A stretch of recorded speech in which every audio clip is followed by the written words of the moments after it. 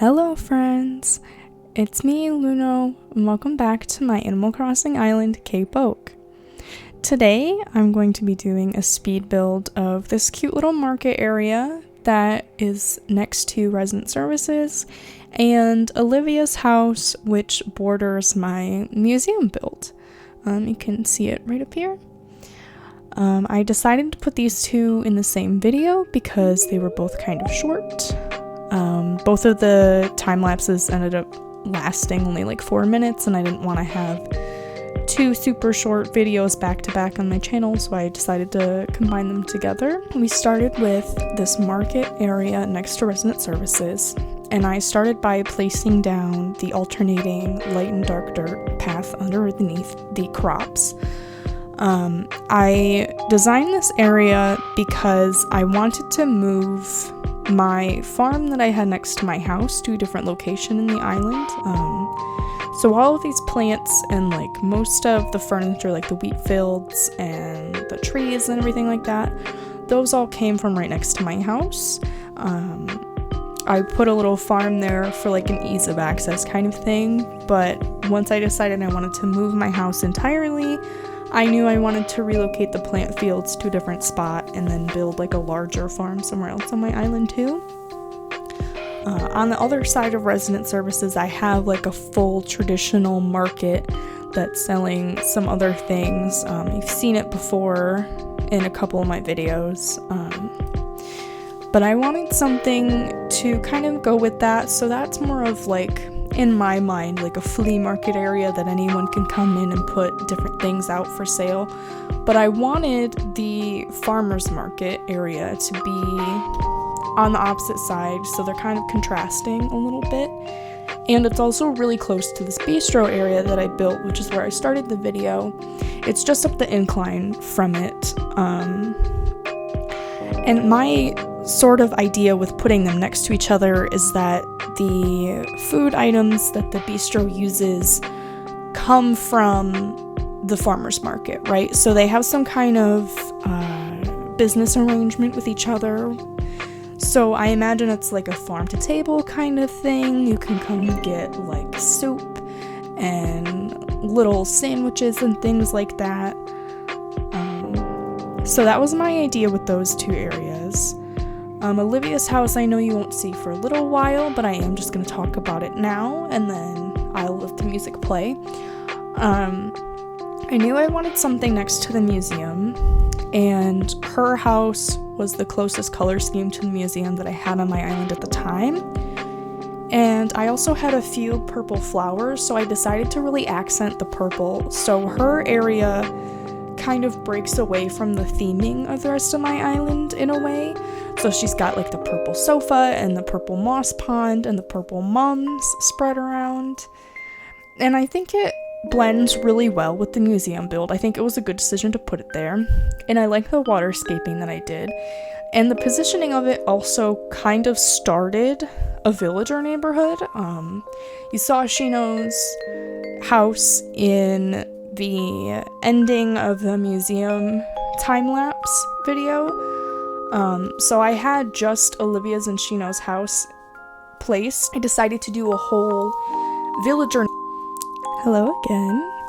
Here we are at Olivia's house, as you can see. I have this purple sofa over here. It's kind of what I was talking about. I have this purple sofa and these purple flowers to theme around the color of her house. She's very purple themed in this game. And I really liked the idea of putting two of these moss ponds right next to each other. And I knew that it had a purple variant, so it was kind of like a no-brainer for me to use Olivia's house in this situation. I think this came out really cute. She's got this little path leading up here. I think I might put something on this blanket, but I don't know what yet. Some kind of food or something small that can be walked over. So this is her house. She's got this nice like river and this waterfall area here bordering her house. I haven't quite done up the cliffs surrounding it yet, but once I figure out what's going to go behind her house, I will definitely do them up, make them all pretty. And I'm also going to be breeding more of these purple mums, so I can use more purple mums and white roses around her area, because that's kind of how I themed it. So yes, that is that area. So now if we go down through this museum area, we have the farmer's market right here. And this is the bistro I was talking about at the beginning. So this is where I'm imagining you come in and you get like a nice cup of tomato soup or something, like a potato gnocchi made from the vegetables that are grown just down the incline, just down the stairs. And it's got this nice antique feel to it. There's also a little seat here where someone's been eating some cookies. I like to imagine maybe someone's just on a picnic feeding the birds, and they didn't want to eat at the bistro necessarily, so they just kind of plop down here.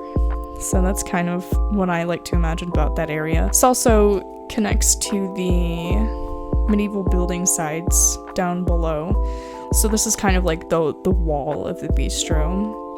But this video is not about that. I should stop talking about it. This is the farmer's market. I kind of threw the crops around randomly, and later on from a different video I added the fence and the other things bordering it. So it's kind of coming to life now that I have something on the other side of it. And I dropped a bell on the table to make it look like this, this is where you pay without having to use one of the cash registers, because I used one of those up here. And this feels a little too formal for this farmer's market. I feel like this is just a villager running it who, comes here and waters the crops, and it's not like some big corporation or anything. And I have this cute little sign here. It says bakery, but it was like the food variant of this sign, and I didn't have any custom design slots open, so I just went with this pattern. I may in the future, I don't know what I'm going to do up here, I may in the future put like a bakery up here on this cliff so it ties in with the sign more, and so there's more show, because like I have in the bag down there a piece of bread, so maybe there's something going on up here to show where they're getting the bread from.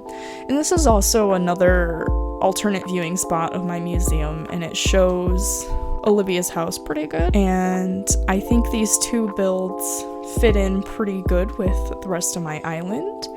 So I really like them, and I hope you did too. Thank you all so much for watching this video. I hope you enjoyed it. Let me know in the comments whether you think the bakery idea on the cliff behind the farmer's market is a good idea. And if you have any ideas for what to put behind Olivia's house, I'm thinking that might be a good location for the sort of like rainbow garden I was thinking of. And we can put the purple tones towards Olivia's house so it kind of fits in thematically with her area. But I don't know if that's what I want to do yet, so if you have any ideas you think would go perfect in either of those spaces, please let me know. I love to hear them. Yeah, so thank you all so much for being here. If you liked the video, it would mean a lot if you would like the video, and if you like Animal Crossing, Minecraft, or Sims content, it would mean a bunch if you would subscribe. I have tons more content coming, and I hope you all enjoy it. I will see you all later.